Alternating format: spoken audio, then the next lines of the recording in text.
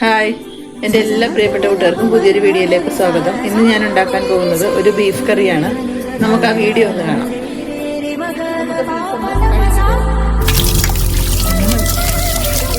നല്ലവണ്ണം കഴുകി വൃത്തിയാക്കി എടുക്കുവാണ്. കുക്കർ എടുത്തിട്ടുണ്ട്. കുക്കറിലേക്ക് ഞാൻ ബീഫ് ഇട്ട് കൊടുക്കുവാണ്. ബീഫിലേക്ക് ഞാൻ കുറച്ച് സവാള ചേർക്കുന്നുണ്ട്, തക്കാളി, പച്ചമുളക്, ഇഞ്ചി, വെളുത്തുള്ളി, കറിവേപ്പില. ഇതിലേക്ക് കുറച്ച് മുളക് പൊടി, കുറച്ച് മല്ലിപ്പൊടി, കുറച്ച് മഞ്ഞൾപ്പൊടി, ഗരം മസാല, കുരുമുളക്, ആവശ്യത്തിന് ഉപ്പ്, ഇതെല്ലാം കൂടി നമുക്ക് കുക്കറിലേക്ക് ഇട്ട് കൊടുക്കാം. കുറച്ച് വെളിച്ചെണ്ണ കൂടെ ഒഴിച്ചു കൊടുക്കാം. നമുക്ക് ഇവയെല്ലാം കൂടെ തട്ടിപ്പൊത്തി ഒന്ന് റെഡിയാക്കി വേവിച്ചെടുക്കാം. ഇത് കുക്കറിനകത്താക്കി അടച്ച് അടുപ്പിൽ വെച്ചിട്ടുണ്ട്. നമുക്ക് ഇതിലേക്ക് വേണ്ടുന്ന ബാക്കി ചേരുവകൾ എന്തൊക്കെയാണെന്ന് ഒന്ന് നോക്കാം. ഒരു പാൻ എടുത്ത് വെച്ചിട്ടുണ്ട്. കുക്കറിലേക്ക് കുറച്ച് വെളിച്ചെണ്ണ നല്ലവണ്ണം ചൂടായിട്ടുണ്ട്.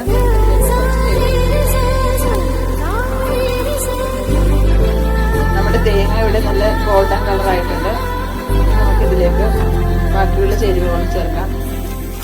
തേങ്ങയും മുളക് പൊടിയും ഗരം മസാലയും കുറച്ച് കുരുമുളകും കൂടി ഒന്നുകൂടി ചേർത്ത് തേങ്ങ വറുത്തെടുത്തിട്ടുണ്ട്. ഇനി നമുക്ക് ഇതൊന്ന് തണുത്ത് വരുമ്പോഴേക്കും മിക്സിയുടെ ജാറിലിട്ടത് ഒന്ന് അരച്ചെടുക്കാം. അതിലേക്ക് കുറച്ച് വെളിച്ചെണ്ണ ഒഴിക്കുകയാണ്.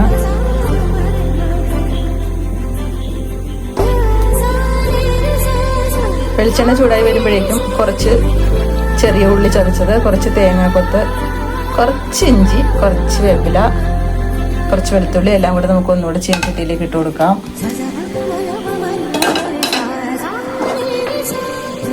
ഇളക്കട്ടെ.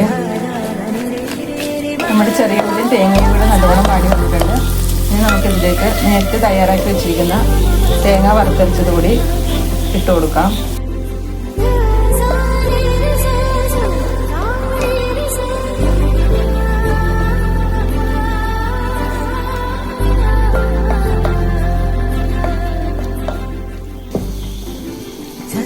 ഇനി നമുക്കിതിലേക്ക് വേവിച്ച് വെച്ചിരിക്കുന്ന ബീഫ് ഇട്ട് കൊടുക്കാം.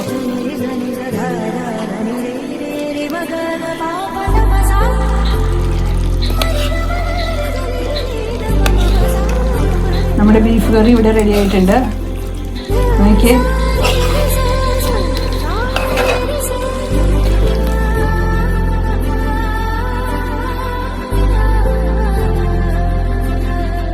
നമ്മുടെ വറുത്തരച്ച ബീഫ് കറി ഇവിടെ റെഡി ആയിട്ടുണ്ട്. ഇത് കപ്പയുടെ കൂടെയാണ് ഞാൻ കൂട്ടി ഇന്ന് കഴിക്കുന്നത്.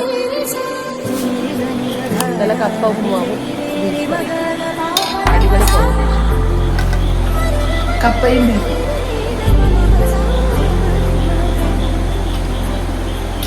എല്ലാ ദിവസം ഞാനും അഭിപ്രായം പറയണം. ഇന്ന് അച്ഛൻ പറയും.